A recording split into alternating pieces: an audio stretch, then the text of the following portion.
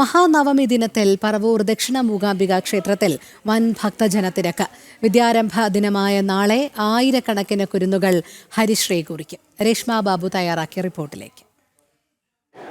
ദക്ഷിണ മൂകാംബിക എന്നറിയപ്പെടുന്ന വടക്കൻ പറവൂരിലെ മൂകാംബിക ദേവി ക്ഷേത്രത്തിലാണ് ഞാനിപ്പോൾ ഉള്ളത്. രാവിലെ 5 മണി മുതൽ തന്നെ വലിയ രീതിയിലുള്ള ഭക്തജന തിരക്ക് ഇവിടെ അനുഭവപ്പെടുന്നുണ്ട്. 2 നിരകളായിട്ടാണ് ഭക്തർക്ക് ദർശന സൗകര്യം ഏർപ്പെടുത്തിയിട്ടുള്ളത്. കൊല്ലൂർ മൂകാംബിക ക്ഷേത്രത്തിൻ്റെ അതേ മാതൃകയിൽ ഉള്ള ഏക കേരളത്തിലെ ക്ഷേത്രമാണ് ദക്ഷിണ മൂകാംബിക ക്ഷേത്രം. മൂകാംബിക ദേവി സരസ്വതി ഭാവത്തിൽ ഇവിടെ കിഴക്കോട്ട് ദർശനമായി കുടികൊള്ളുന്നു എന്നുള്ളതാണ് സങ്കല്പം. നിലവിൽ ഈ ഒരു ക്ഷേത്രത്തിൽ നാളത്തെ വിദ്യാരംഭ ചടങ്ങുകൾക്കാണ് ഏറ്റവും കൂടുതൽ പ്രാധാന്യമുള്ളത്. വിദ്യാരംഭത്തിന് ആയിരക്കണക്കിന് കുരുന്നുകൾ ഇവിടെ ഹരിശ്രീ കുറിക്കും. വലിയ രീതിയിലുള്ള ഭക്തജനങ്ങളുടെ ഒഴുക്ക് നാളത്തെ വിദ്യാരംഭ ദിനത്തിൽ ഉണ്ടാകും, വിജയദശമി ദിനത്തിൽ ഉണ്ടാകും. കൊല്ലൂർ മൂകാംബിക ദേവീക്ഷേത്രത്തിൽ നട തുറക്കുന്ന അതേ സമയത്ത് തന്നെയാണ്, പുലർച്ചെ 5 മണിക്ക് തന്നെയാണ് വടക്കൻ പറവൂരിലെ ദക്ഷിണ മൂകാംബിക ക്ഷേത്രത്തിലും നട തുറക്കൽ ചടങ്ങുണ്ടാകാം.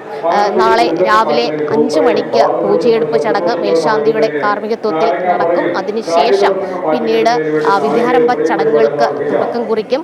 സരസ്വതി ഭാവത്തിലുള്ള സരസ്വതി ദേവിയുടെ ചൈതന്യം നേരെ നാലമ്പലത്തിലേക്ക് എഴുന്നള്ളിച്ചതിന് ശേഷമായിരിക്കും മറ്റു പൂജാ ചടങ്ങുകൾ ഉണ്ടാകുക. ഒപ്പം തന്നെ വിദ്യാരംഭ ചടങ്ങുകളും ഉണ്ടാകും.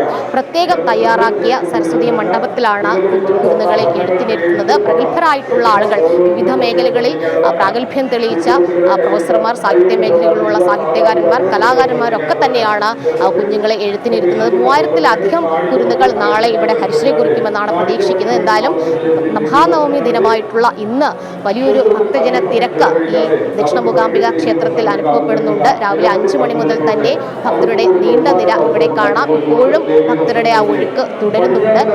വിദ്യാരംഭ ദിവസമായിട്ടുള്ള നാളെയും സമാനമായിട്ടുള്ള രീതിയിൽ ഭക്തജന തിരക്കുണ്ടാകും. അതുകൊണ്ട് കൃത്യമായിട്ടുള്ള മുന്നൊരുക്കങ്ങളൊക്കെ തന്നെ ദേവസ്വം ബോർഡിന്റെ ഭാഗത്തു നിന്നും നടത്തുകയും ചെയ്തിട്ടുണ്ട്. സുരേഷാണ് വിവരങ്ങൾ നൽകിയത്.